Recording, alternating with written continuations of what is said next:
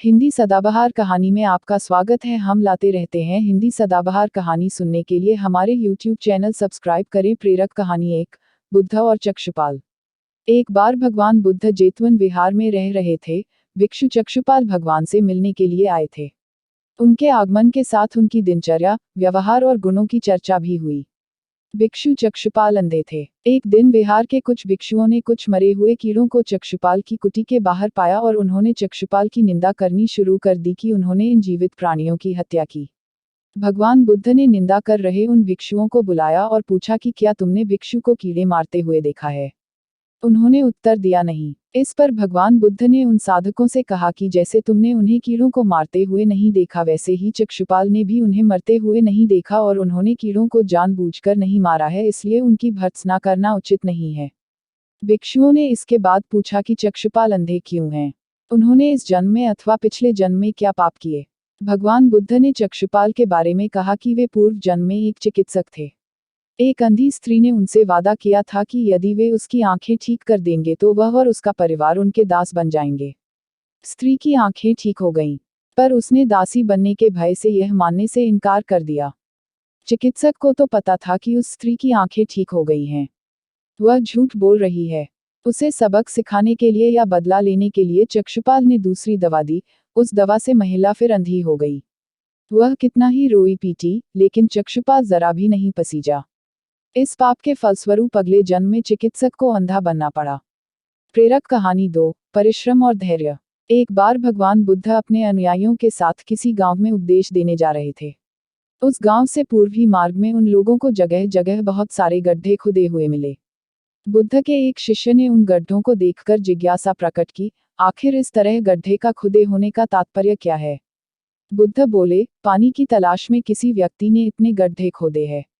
यदि वह धैर्यपूर्वक एक ही स्थान पर गड्ढे खोदता तो उसे पानी अवश्य मिल जाता, पर वह थोड़ी देर गड्ढा खोदता और पानी न मिलने पर दूसरा गड्ढा खोदना शुरू कर देता। व्यक्ति को परिश्रम करने के साथ धैर्य भी रखना चाहिए। प्रेरक कहानी 3, अमृत की खेती। एक बार भगवान बुद्ध भिक्षा के लिए एक किसान के यहाँ पहुंचे। तथागत को भिक्षा के लिए आया देखकर किसान उपेक्षा से बोला, श्रमण में हल जोतता हूँ और तब खाता हूँ। तुम्हें भी हल जोतना और बीज बोना चाहिए और तब खाना खाना चाहिए। बुद्ध ने कहा, महाराज, मैं भी खेती ही करता हूँ। इस पर किसान को जिज्ञासा हुई और वह बोला, मैं न तो तुम्हारे पास हल देखता हूँ, ना बैल और ना ही खेती का स्थल। तब आप कैसे कहते हैं कि आप भी खेती ही करते हो? आप कृपया अपनी खेती के संबंध में समझाएं। बुद्ध ने कहा, महाराज, मेरे पास श्रद्धा का बीज, तपस्या रूपी वर्षा और प्रजा रूपी जोत और हल है। पापभीरुता का दंड है, विचार रूपी रस्सी है, स्मृति और जागरूकता रूपी हल की फाल और पेनी है। मैं वचन और कर्म में संयत रहता हूँ। मैं अपनी इस खेती को बेकार घास से मुक्त रखता हूँ और आनंद की फसल काट लेने तक प्रयत्नशील रहने वाला हूँ। अप्रमाद मेरा बैल है जो बाधाएं देखकर भी पीछे मुंह नहीं मोड़ता है। वह मुझे सीधा शांति धाम तक ले जाता है। इस प्रकार मैं अमृत की खेती करता हूँ। प्रेरक कहानी 4, दान की महिमा। भगवान बुद्ध का जब पाटलिपुत्र में शुभागमन हुआ तो हर व्यक्ति अपनी अपनी सांपत्तिक स्थिति के अनुसार उन्हें उपहार देने की योजना बनाने लगा।